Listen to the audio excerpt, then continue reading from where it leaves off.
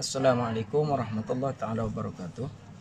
Pada kali ini kita akan belajar mata pelajaran pendidikan Islam tingkatan 4 KSSM Kementerian Pelajaran Malaysia.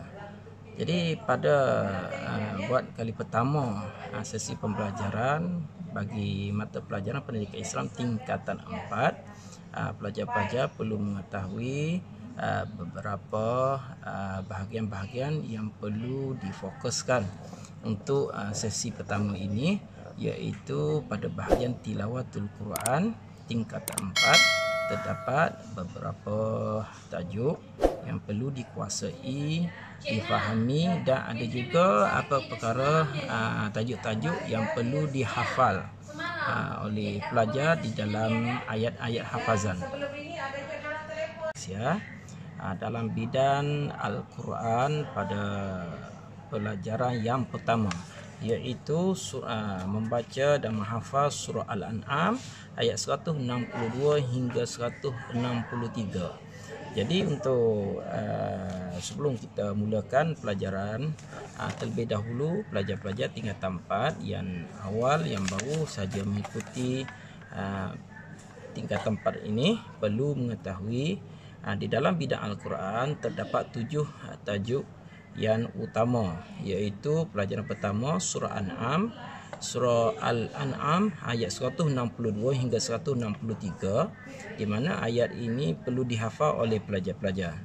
Yang kedua, pelajaran kedua iaitu surah Al-Kahfi ayat 101 hingga 110, dan pelajaran yang ketiga hukum tajwid. Pelajaran keempat larangan rasuah daripada surah Al-Baqarah ayat 188. Pelajaran kelima memahami sunnatullah surah Ali Imran ayat 137 hingga 139.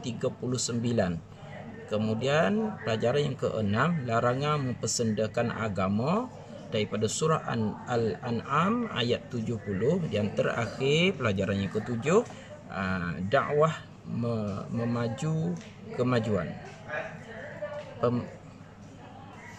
daripada surah Al-Fussilat ayat 33. Jadi terdapat 7 pelajaran daripada bahagian Al-Quran dan 2 pelajaran yang perlu dihafal ayat hafazan dan akan diuji oleh guru.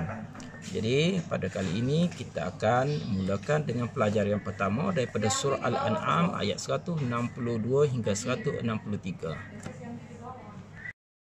Okey, baiklah pelajar-pelajar, seterusnya kita akan mulakan pelajaran yang pertama kita, iaitu daripada surah Al-An'am ayat 162 hingga 163. Ayatnya yang berbunyi, boleh tengok paparan yang saya paparkan di bawah.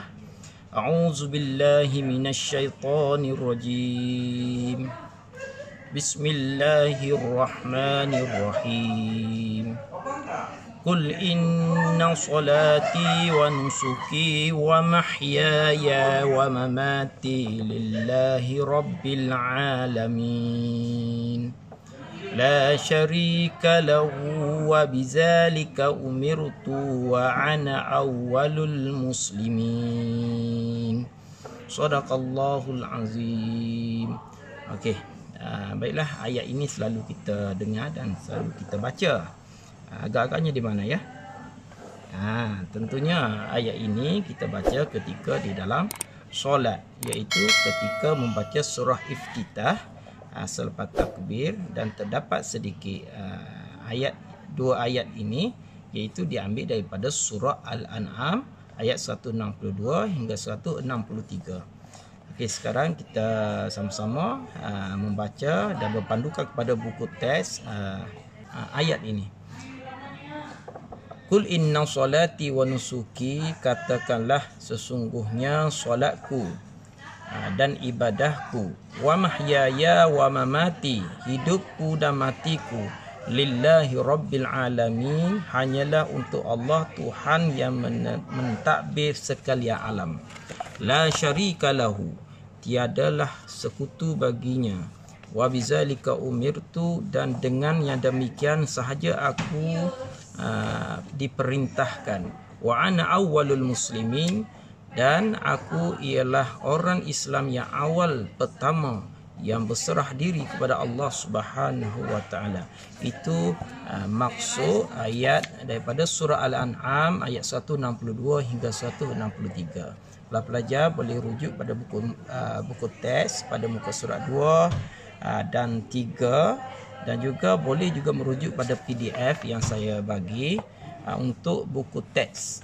Selain pada itu yang tidak ada buku teks dan PDF, boleh juga melihat pada YouTube daripada paparan di bawah ini ya. Okey, sekarang kita akan sama-sama menghafal dan membaca dengan betul ayat surah Al-An'am ayat 162 hingga 163. Bismillahirrahmanirrahim. Qul inna salati wa nusuki. Okay, baca. Wa mahyaya wa mamati. Baca. Lillahi rabbil alamin. Okey. La syarika lahu. Okey, baca. Wa bizalika umirtu wa ana awwalul muslimin. Okey, baiklah.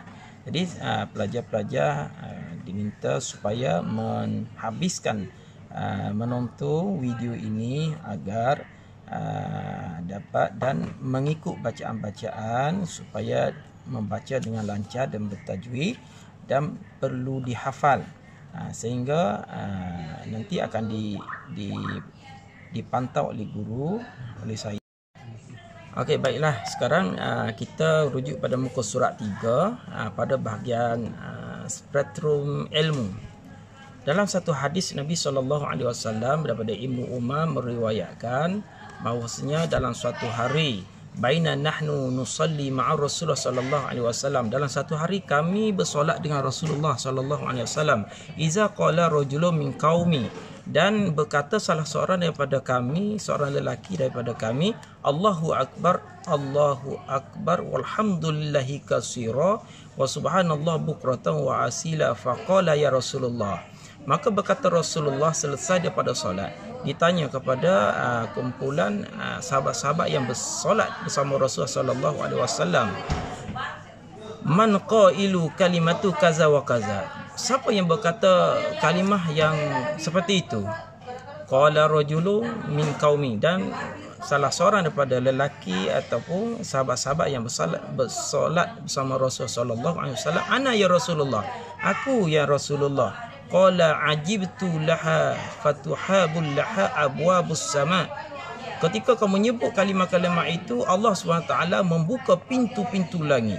Qala Ibnu Umar fama taraktuhunna munzu sami'tu Rasulullah sallallahu alaihi wasallam yaqulu zalika.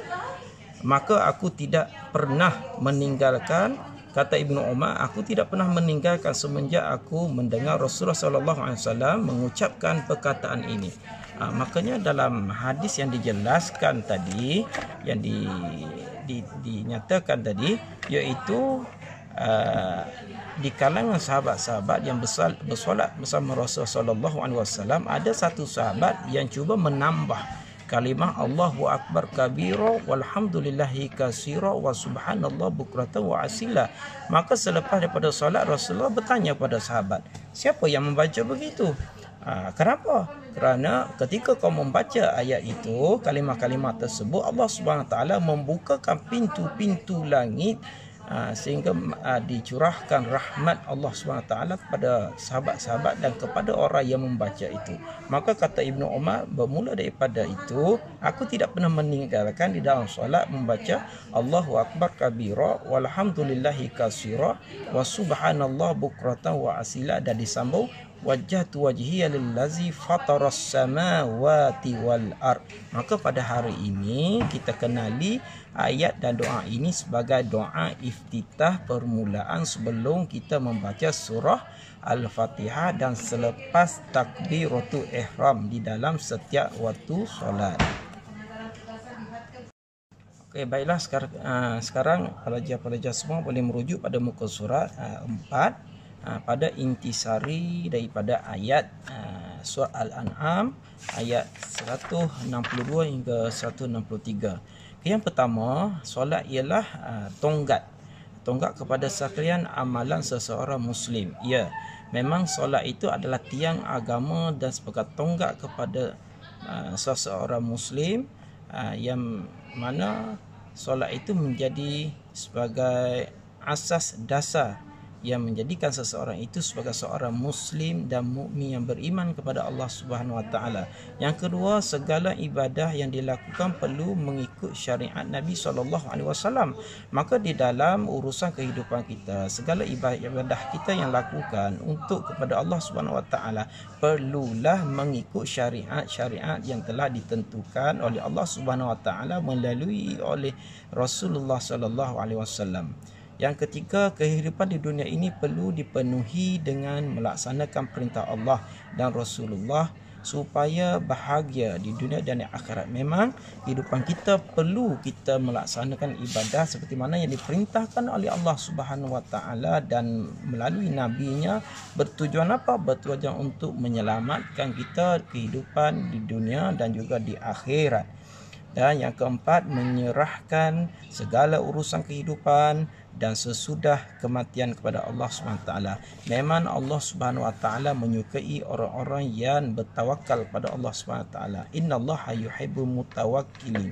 Dan Allah menyukai hamba-hambanya yang menyerah kehidupan kita seperti mana kita sebutkan di dalam solat tadi, inna solati wa nusuki wa mahyaya.